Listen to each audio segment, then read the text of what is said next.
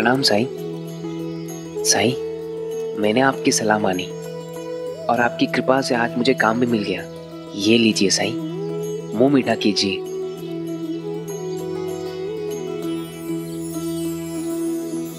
बधाई हो।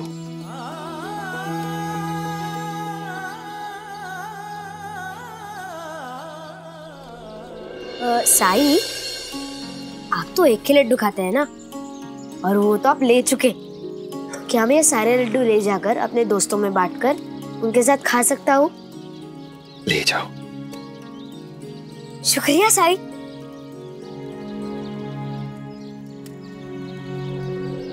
साईं,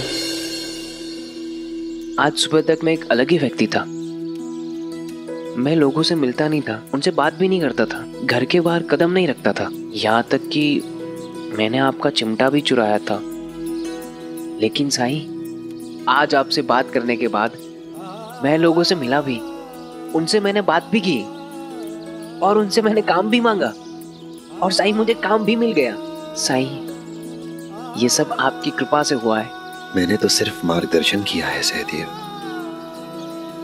उस राह पर चले तो तुम खुद हो, और मंजिल अभी भी दूर है।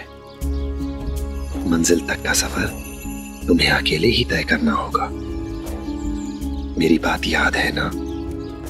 तुम्हारा मन जब भी चोरी करने के लिए मचलने लगे तो उस इंसान के बारे में सोचना, उसे याद करना जिसका प्यार तुम्हें तुम्हारी इस बुरी आदत से लड़ने की शक्ति देता हो। मैं जानता हूं यह आसान नहीं होगा तुम्हारे लिए। हो सकता है तुम कई बार खुद को ना रोक पाओ, लेकिन एहसास होते ही अपनी गलती को सुधारने का प्रयास करना, छुपाना मत, क्योंकि शैतान हम सब के अंदर मौजूद होता है। अगर हम उसे प्रोत्साहित करेंगे तो पराजित नहीं कर सकते। उससे लड़ने का, उसे खत्म करने का केवल एक ही रास्ता है कि हम उसका सामना करें, और अपनी गलतियों को छुपाकर तुम वही गलती बार बार करते रहोगे जो पिछले कई सालों से करते आए हो। साईं, आप जैसा कह रहे हो मैं वैसा ही करूंगा। मैं आपसे वादा करता हूं। राम जी भला करें।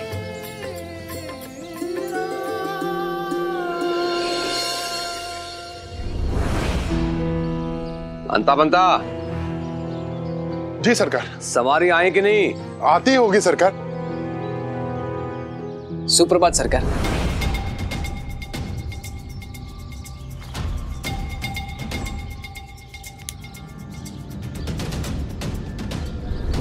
हरिओम। कोई तो है जो समय का मूल्य जानता है। मुनीम, ये है, क्या नाम बताया था? सहदेव। सहदेव है ये। तुम्हारी सहायता के लिए मैंने इसे काम पे रखा है। काम के सिलसिले से शिरडी से बाहर जा रहा हूं, शाम को लौटूंगा। तब तक तुम इसे सिखाओगे इसे क्या करना है। तुम इसके प्रभारी हो। हाँ? प्रभारी। तुम ये सुनिश्चित करोगे कि ये काम ठीक से कर रहा है या नहीं। ध्यान रहे, तुम भी नए हो, ये भी नया है। अगर कोई भूल, कोई चूक हो गई तो जैसे पहले वाले मुनीम को काम से निकाल दिया था वैसे तुम्हें भी निकाल दूंगा। हरिओम। सरकार, बग्गिया आ गई। हटो।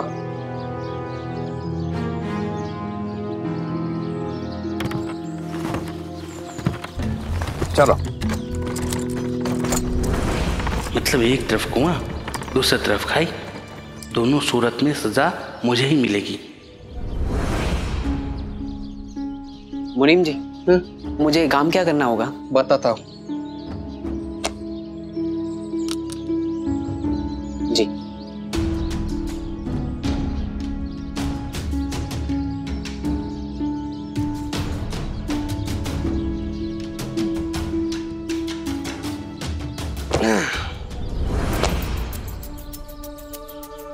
देखो, तुम्हें इन सभी बही खातों को बनाए रखना है। हिसाब लिख जाने के बाद उसे फिर से दोबारा जांच करनी होगी, कहीं कोई गलती न रह जाए। सरकार ने जवाबदेही मेरी तय की है, इसलिए जैसा मैं कहूँ वैसा ही करना। जी। रोज समय पे आना, काम चोरी नहीं चलेगी। सुनिश्चित करना कि कोई काम लंबित ना रहे, अधूरा ना रहे। जी। जी जी नहीं, काम करो। सभी खातों की जांच करके देखो कि कहीं भूल चूक तो नहीं हुई है। और हाँ, ये काम सारा शाम तक हो जाना चाहिए।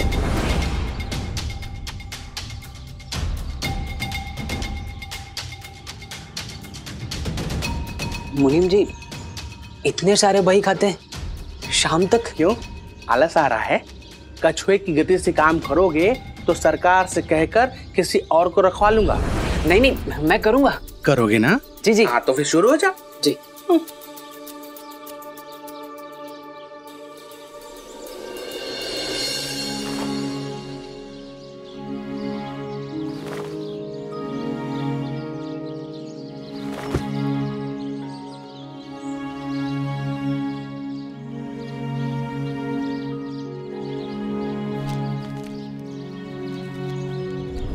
सरकार शाम को आएंगे तो क्यों ना मैं भी थोड़ा आराम कर लूं। इतने दिनों से अकेले काम करते करते थक गया हूं। सुनो, मैं जरा जरूरी काम से बाहर जा रहा हूं, तुम मन लगा के काम करना, ठीक है? जी।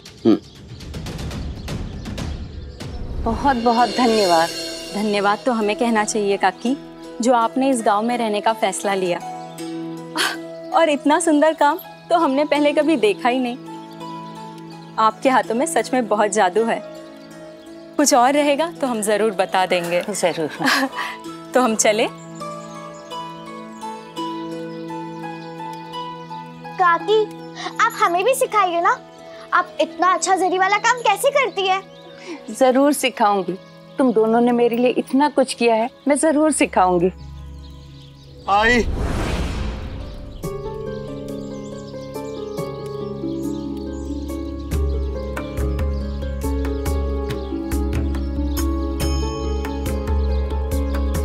बलराम, लक्ष्मीकांत,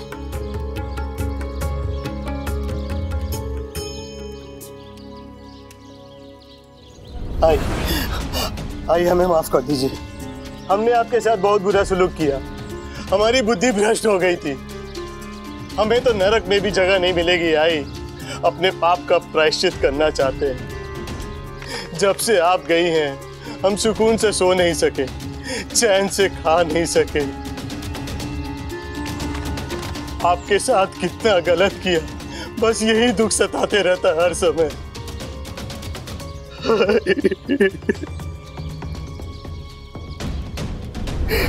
आपको पता भी है आपकी करने की वजह से काकी को कितना दुख सहना पड़ा, कितनी तकलीफें उठानी पड़ी। मुझे पता है काकी मुझे किस हाल में मिली थी। हम जानते हैं हमने जो किया, कोई भी बेटा अपनी माँ के साथ नहीं कर सकता। हमसे बहुत बड़ी भूल हो गई,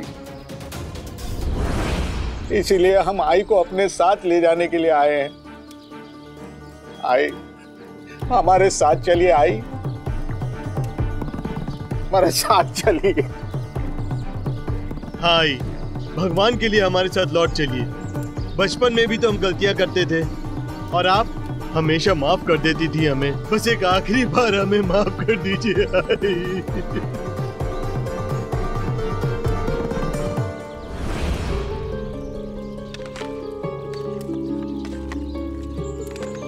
साई, काकी ऐसे कैसे अपने बेटों को माफ कर सकती है? उनके बेटों ने उन्हें तब छोड़ा था जब वो देख नहीं सकती थी। माँ होती ही ऐसी है,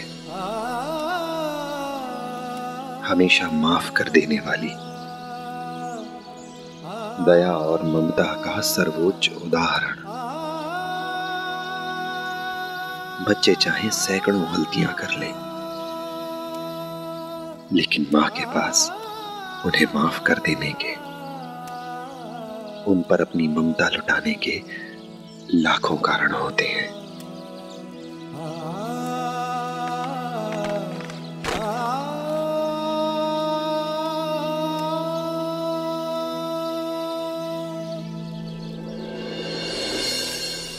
ये साईं है, इन्होंने ही मुझे ठीक किया है। हम आपका ये एहसान हमेशा याद रखेंगे। बहुत बहुत धन्यवाद साईं, आपने हमारी आई की आंखें लौटाकर हम पर बहुत उपकार किया है। साईं मैंने फैसला किया है कि अब मैं अपने बेटों के साथ राहता वापस जाऊंगी।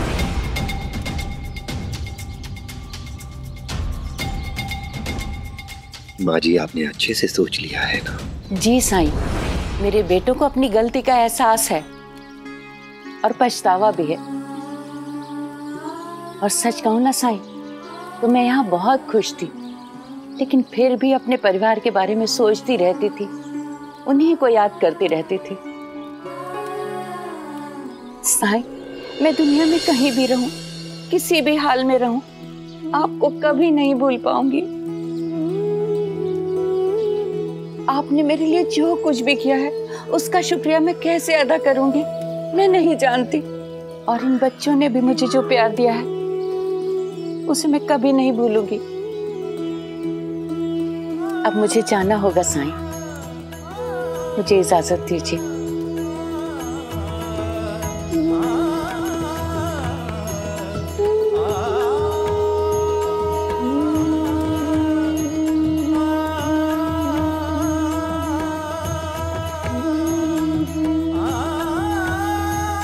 चलती हूँ साईं।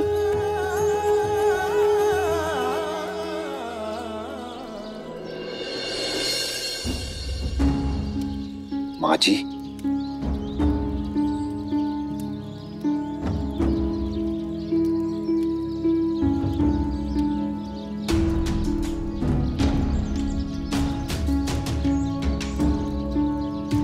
जी साईं।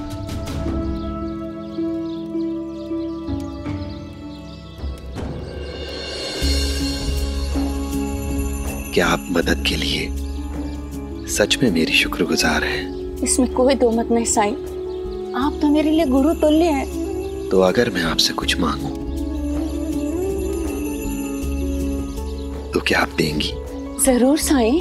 तो ठीक है, मैं चाहता हूं कि आज से जरी का काम आप हमेशा के लिए छोड़ दें।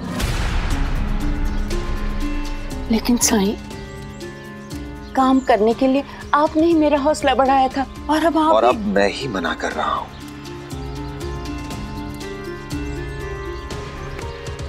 आपने मुझे गुरु कहा है ना, तो गुरु समझकर गुरु दक्षिणा में ही ये वचन दे दीजिए मुझे। जरी का काम मुझे बहुत पसंद है, लेकिन आपसे बढ़कर कुछ भी नहीं। और वैसे भी मैं अपने बेटों के साथ जा रही हूँ, वो तो मेरा ख्याल रखेंगे ही। चलती हूँ साईं। राम जी भला करे।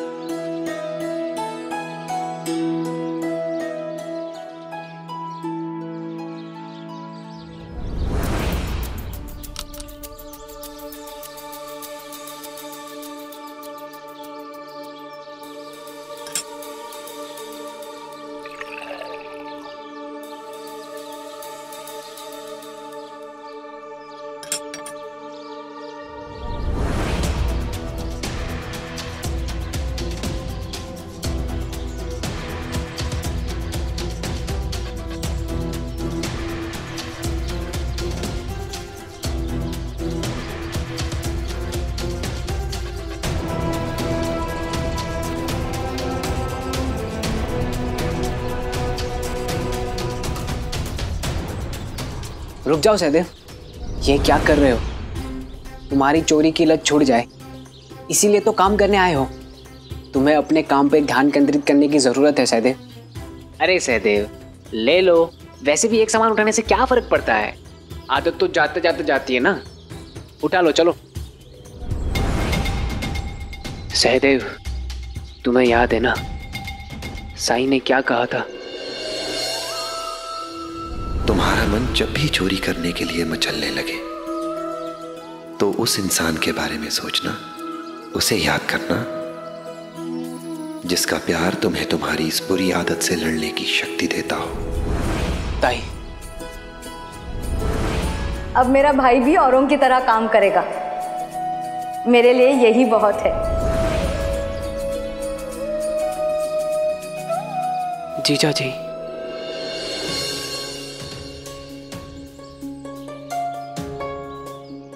उद्धव,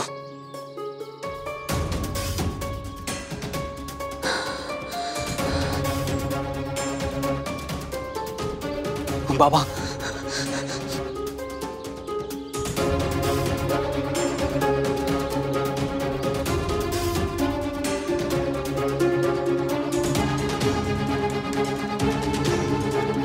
सबके बारे में सोच लिया, फिर भी मैं अपने आप को रोक नहीं पा रहा हूं। वो इसलिए क्योंकि तुम्हें इस सामान की जरूरत है, और तुम तो जानते हो ना, अगर तुम्हें कोई चीज चाहिए और वो जब तक तुम्हें नहीं मिल जाती, तुम्हारा ध्यान किसी भी काम में लगता ही नहीं है। और अगर ये नहीं उठाया ना तुमने, तो ये बही खाते का काम भी तुम नहीं कर पाओगे, और ये काम भी तुम्हारे हाथ से जाएगा।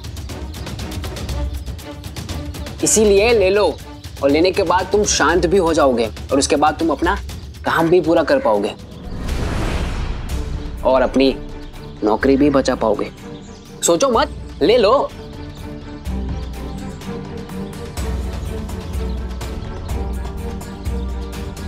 अरे ले लो, हाँ ले लो।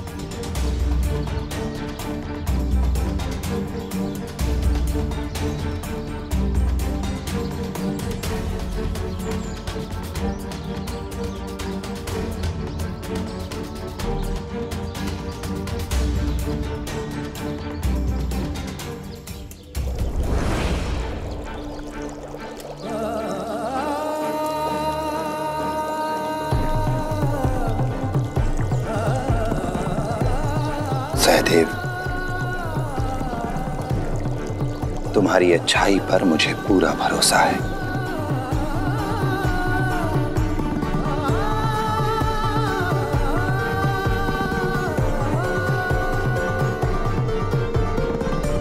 जिन्हें मैं चाहता हूं उन सबको याद किया मैंने, अब और किसे याद करूं? कौन है ऐसा?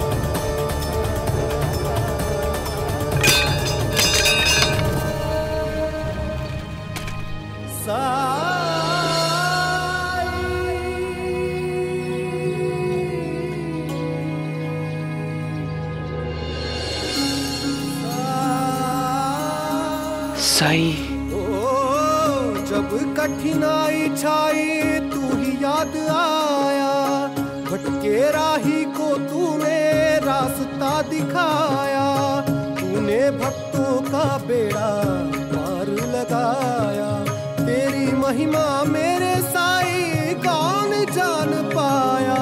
ओ साई, ओ साई, ओ साई, ओ साई, ओ साई, ओ साई,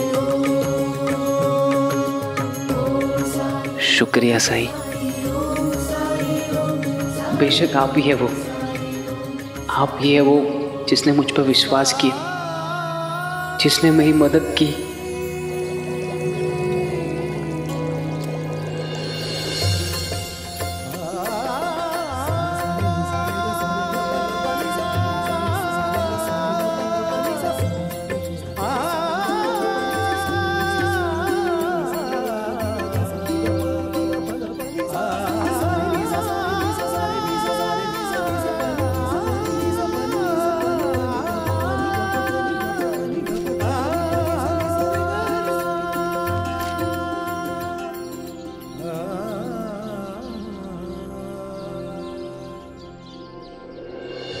कुछ काम हुआ कि नहीं?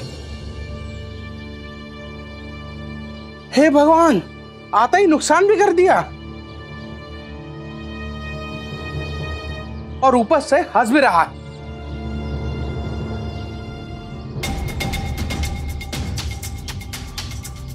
अभी तक पहले ही बही पे लटके हो? पहली नहीं, आखिरी। मतलब ये सारे के सारे बही खाते? जी। वैसे मुनीम जी, आप एक बार देख लीजिए, और कोई काम हो तो मुझे बता देना। तब तक मैं वो साफ कर देता हूँ। नहीं नहीं, तुम जा सकते हो। शुक्रिया।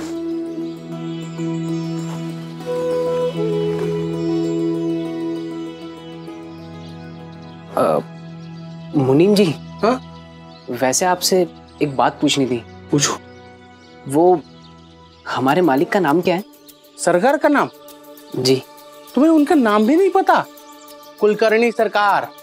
वो इस गांव के मुखिया भी हैं। जी धन्यवाद।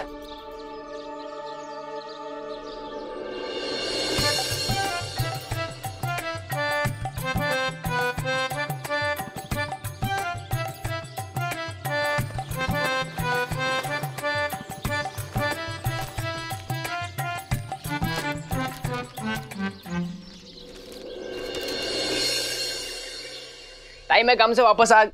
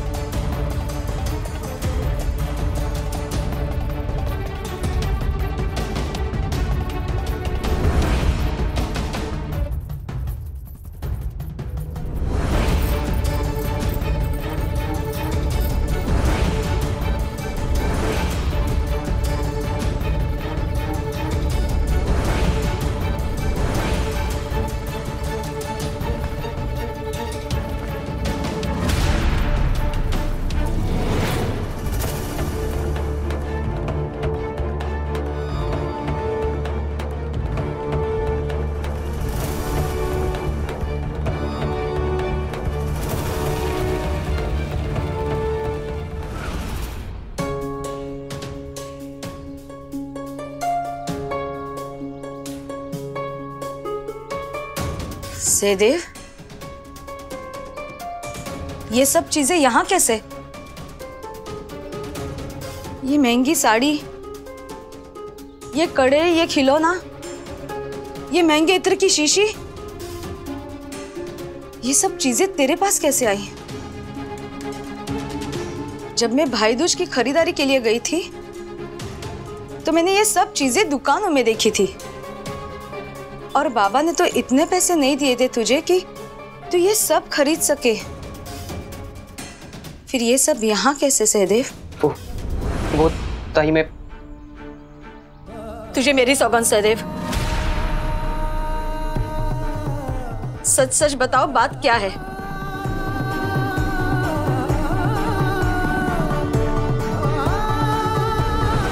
एहसास होते ही अपनी गलती को सुधारने का प्रयास करना, कभी छुपाना मत।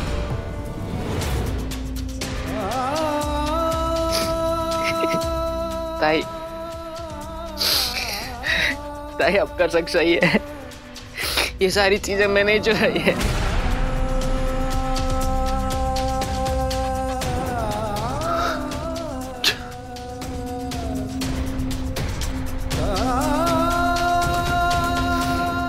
चोरी? तुम होश में तो हो कि तुम क्या कह रहे हो? तुम कह रहे हो कि तुम चोर हो?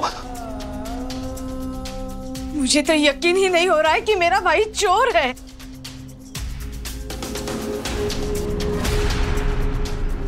किस चीज की कमी रखी थी मैंने तेरे लिए यहाँ? फिर क्यों किया ऐसे? बोलो सहदेव, बोलो। ताई मेरा यकीन मानिए। जिया जी, मैं ये जानबूझ के नहीं करता। मैं बस अपने आप पे काबू नहीं कर सका।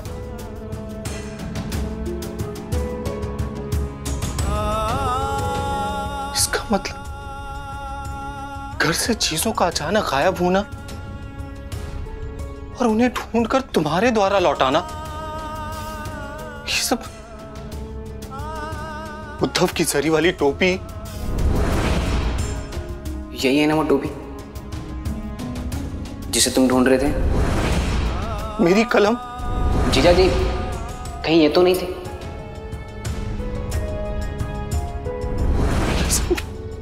ये सब भी तुमने?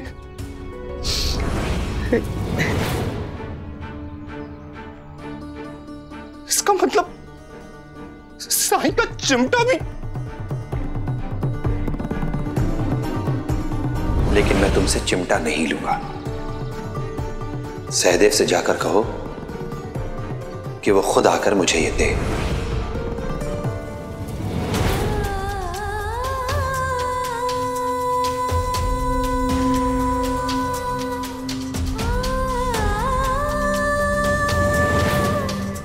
मेरा भाई साईं का सामान चुराता है।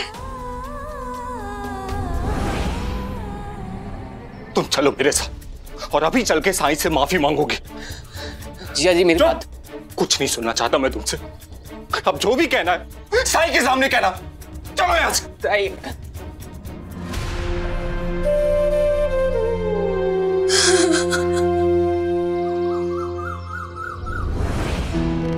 आइए आइए।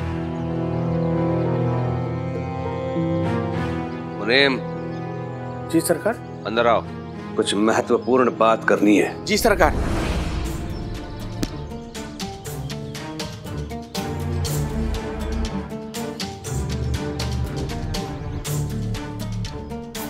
पीछे जाओ।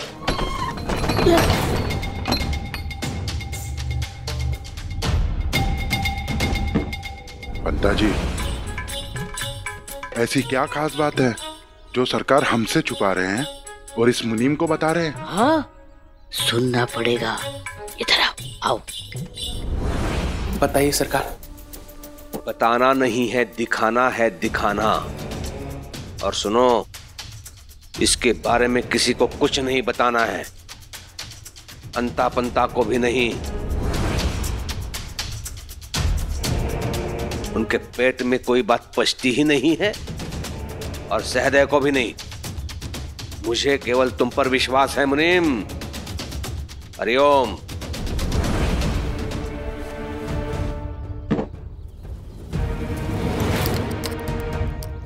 सरकार, उस छोटे से बक्से को लेकर इतनी सावधानी क्यों बरत रहे हैं?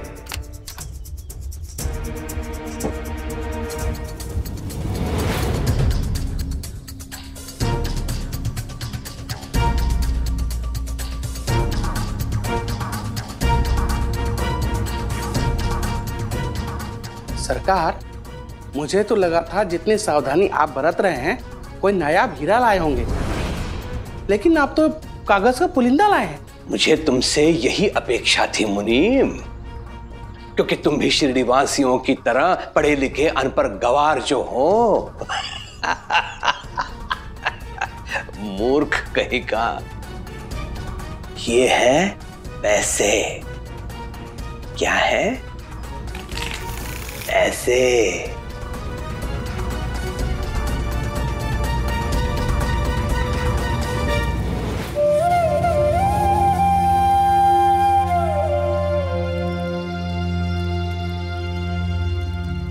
मैं पहले ही जानता था श्यामा।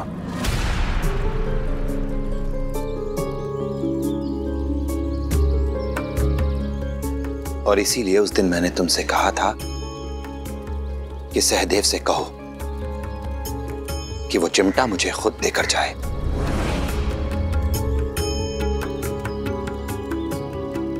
लेकिन साईं, मेरा भाई चोर कैसे हो सकता है?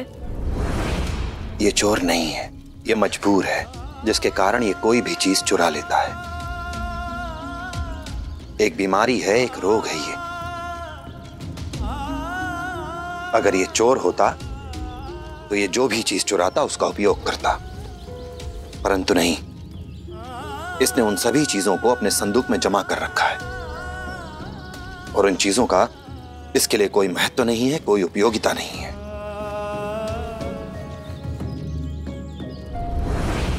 ये कैसी विचित्र बीमारी है साईं कि बस चोरी कर लेने का मन करता है। मैंने तो आज तक ऐसी बीमारी के बारे में नहीं सुना। जैसे सहदेव की समस्या, उसकी बीमारी को ना समझ पाने में तुम्हारी कोई गलती नहीं है, वैसे ही उसकी भी कोई गलती नहीं है। आपकी बात शायद हम समझ जाएंगे, लेकिन लोग नहीं समझेंगे कि इसको कोई रोग है। वो तो यही समझेंगे कि मेरा भाई चोर है।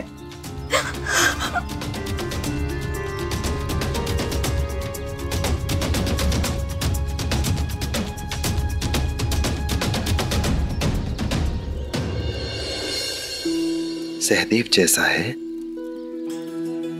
वैसा हमेशा नहीं रहेगा। परिवार के प्रेम से, उनके सहयोग से इसकी बीमारी को ठीक किया जा सकता है।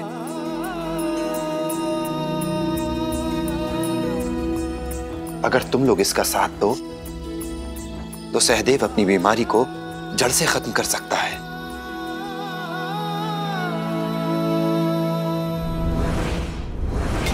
पैसा? क्या मतलब सरकार? कागज का भी कभी पैसा बन सकता है क्या? पैसा तो बनता है धातु का, जैसे सोना, चांदी, पीतल, तांबा, जिसका अपना कोई मूल्य होता है। कागज तो कागज है सरकार, ना कीमत है उसकी ना जीवन। आसानी से फट जाता है, पानी में गल जाता है, उसका पैसा कैसे बनाया जा सकता है? चुप मूर्ख, ध्यान से देखो। ये देखो, ये रानी विक्टोरिया की छवि तुम्हें दिखाई दे रही है। रानी विक्टोरिया की छवि इस कागज को मूल्यवान बना देती है। और ये देखो, अंग्रेज सरकार की मोहर लगी हुई है, देखा? और यहां पे ये देखो, ये क्या लिखा है अंग्रेजी में? 1 रुपीज, मतलब 1 रुपया। 1 रुपया? वो भी कागज का? तो सरकार इसे बहुत संभाल के रखना होगा। इसीलिए तो मैं बंद करके लाया हूं पेटी में, ताला लगा के। अब बहुत जल्द यही कागज के पैसे चलेंगे, मैं शहर में देख के आया हूं। क्या? और तुम तो जानते हो सिक्कों को रखना कितना कठिन होता है, बहुत जगह लगती है उसके लिए। इसे तो मैं आसानी से जेब में रखकर कहीं भी आ जा सकता हूं। हरिओम। लेकिन सरकार, क्या लोग इसे स्वीकार कर पाएंगे? उन्हें तो ये सिर्फ कागज दिखेगा और वो इसे कागज ही समझेंगे। हरिओम, तुम ये कहना चाह रहे हो कि लोग इसे महत्व नहीं देंगे? हाँ सरकार। ठीक है, अब देखो मैं कैसे सिद्ध करके दिखाता हूं। चलो आओ।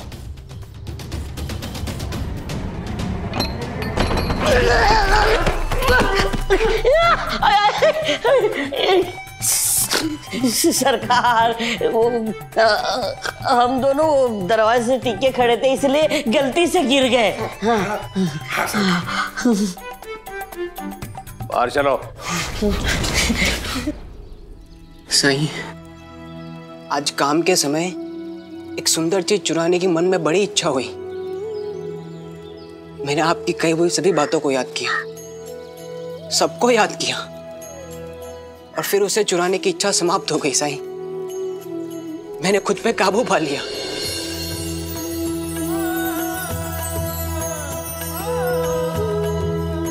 ताई, जीजा जी, मैं झूठ नहीं बोल रहा हूं। मैं जानता हूं कि मैंने गलतियां की है, लेकिन साईं ने मुझे खुद को ठीक करने का रास्ता दिखाया है। उस रास्ते को अपनाने के बाद आज मैं पहली बार सफल भी हुआ हूं।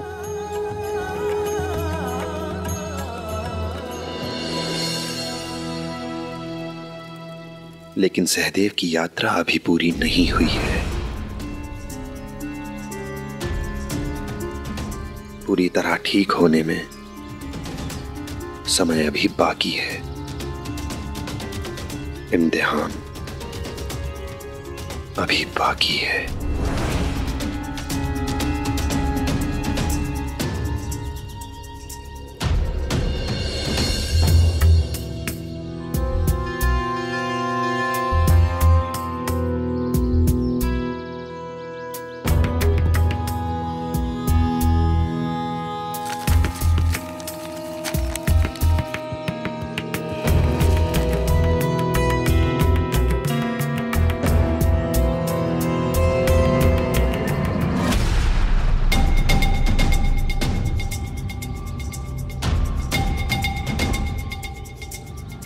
हरिओम हरिओम। जो भी मुझे इस कागज के टुकड़े को लाकर देगा उसे मैं 10 रुपए का इनाम दूंगा।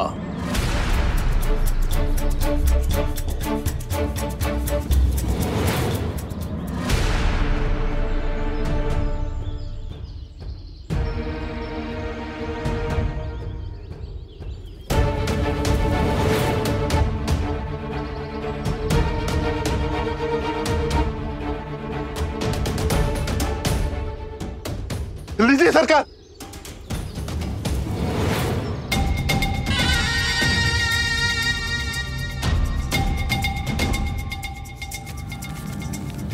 वैसे सरकार, इस रंगीन कागज में ऐसा क्या है जो आप 10 रुपए इनाम देने के लिए तैयार हो गए?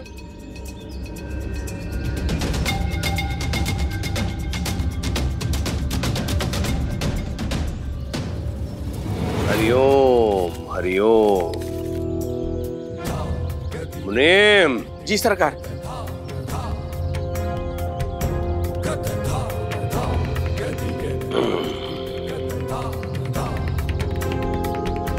देखा मुनीम, मात्र 10 रुपए के लालच में तुम लोगों ने आपस में दंगल कर दिया। जानते हो क्यों? क्योंकि मैंने घोषित किया था कि इस कागज के टुकड़े का मूल्य 10 रुपया है और तुम लोगों ने विश्वास किया था। यही होता है, सत्ता संभालने वाले लोगों के निर्णय में बड़ी शक्ति होती है। वो तय करते हैं कि इसका मूल्य है और किसका नहीं है। यदि कोई सत्ताधारी व्यक्ति ये घोषित करता है कि कोई पत्थर मूल्यवान है तो उसका मूल्य मणि के बराबर हो जाता है। और वही व्यक्ति अगर ये घोषित करे कि कोई मणि पत्थर है तो उस मणि का मूल्य पत्थर की बराबर हो जाता है। हरिओम। समझे कुछ? इसलिए अंग्रेज सरकार अगर ये घोषणा करती है कि इस कागज के टुकड़े का मूल्य 10 रुपया है तो 10 रुपया है और लोग इसे मानेंगे। हरिओम। जी सरकार, अब मैं समझ गया। सरकार, मेरा इनाम? हाँ हाँ, देता हूं। आ जाओ मेरे पास, आ जाओ।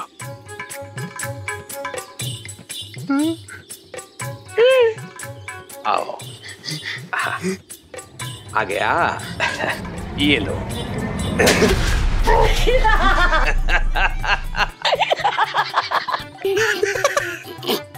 जानते हो 10 रुपए के जगह तुम्हें थप्पड़ क्यों मिला? क्योंकि मैंने निर्णय लिया कि मेरे थप्पड़ का मूल्य 10 रुपए के बराबर है। हरिओम हरिओम। 10 रुपए चाहिए गधे को।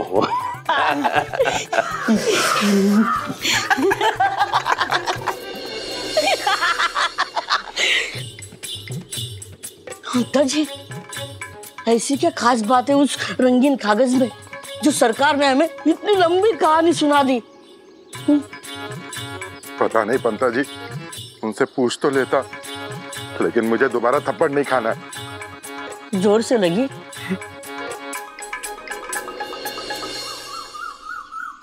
हाथी उड़। अरे हाथी कभी उड़ता है? अच्छा खेले ना, अंदर पंडा ने मुझे सिखाया है। साई। राम जी बुलाकर। साई, एक नया खेल सीखा हमने गोविंदा से। अगर आपके पास समय हो तो क्या आप हमारे साथ खेलेंगे? नहीं, मेरा भिक्षा मांगने का समय है। भिक्षाटन के लिए जाऊंगा। और अगर तुम व्यस्त लोग ज्यादा व्यस्त ना हो इस समय तो तुम लोग भी मेरे साथ क्यों नहीं आते? हाँ, चलो। आ जाओ।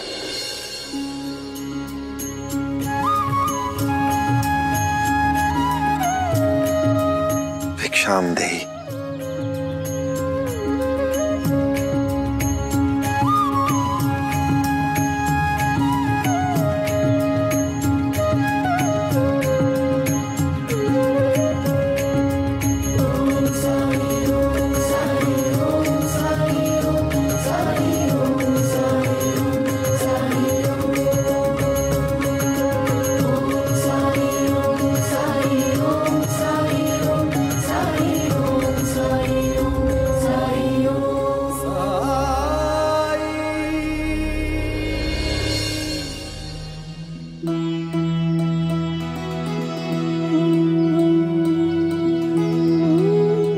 भिक्षाम देहि। साईं, प्रणाम साईं। बेटी शोभा, साईं आए हैं, उनके लिए भिक्षा ले आओ। और सब कैसा चल रहा है राम भाऊ? ईश्वर की कृपा से सब बढ़िया है साईं। बस अपनी बेटी की शादी की तैयारियों में व्यस्त रहता हूँ। प्रणाम साईं। राम जी भला करे।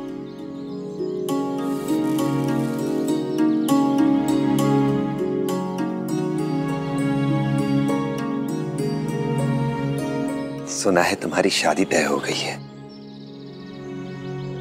हमेशा खुश रहो। वो तो मैं रहूंगी साईं, क्योंकि मेरे बाबा मुझसे बहुत प्यार करते हैं। मुझे कभी किसी चीज की कमी नहीं होने दी, किसी बात का दुख नहीं होने दिया। मेरी शादी के लिए वो तब तक रिश्तों को ठुकराते रहे जब तक उन्हें यकीन नहीं हो गया जिस घर में जिस वर्ष से मेरी शादी होगी वो लोग मुझे अच्छे से खुश रखेंगे। ठीक कह रही है आपकी बेटी। आपने पिता के हर फर्ज को बखूबी निभाया है, तो शोभा को कभी मां की ममता की कमी भी नहीं खलने दी। अपनी पत्नी की मृत्यु के बाद आपने घर के बाहर और घर के अंदर एक पिता के रूप में दोनों कार्यों को अच्छे तरीके से किया है। घर और बाहर में संतुलन बना रहे, इसलिए बरसों मैंने आपको अथक परिश्रम करते देखा है। मैंने तो सिर्फ अपना कर्तव्य निभाया है साईं, और फिर मेरे पास और है ही क्या, एक अपनी बेटी के सिवा। जो लोग निष्ठा से अपना कर्तव्य निभाते हैं उनके साथ हमेशा अच्छा ही होता है। समस्याएं तो सबके जीवन में आती हैं, आपके जीवन में भी आएंगी, पर घबराना नहीं है। ईश्वर हमेशा आपके साथ रहेगा, क्योंकि अच्छे लोगों का साथ वो कभी नहीं छोड़ता। इसलिए हार नहीं माननी है, क्योंकि समस्याएं समाधान भी अपने साथ ही लेकर आती हैं। शादी की तैयारियां हो गई? हाँ साईं, लगभग हो चुकी है, बस छोटे मोटे काम बाकी हैं। काका, छोटे मोटे तो हम भी हैं, तो हम ऐसे कामों में आपकी मदद कर सकते हैं। बस बदले में शादी की मिठाइयाँ थोड़ी ज्यादा लेंगे। जरूर। बस एक काम है, क्या तुम लोग मेहंदी के पत्ते तोड़कर लाने में अपनी दीदी की मदद करोगे, ताकि उन्हें पीसकर रस्म के लिए मेहंदी बना सके?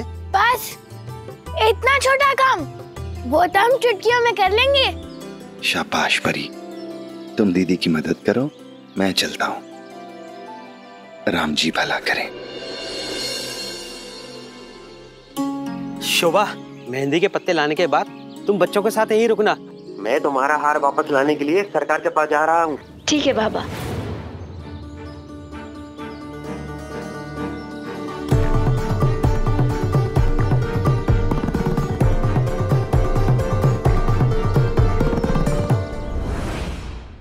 ऐसे और भी मजेदार वीडियो के लिए हमारे चैनल को लाइक, शेयर और सब्सक्राइब करें।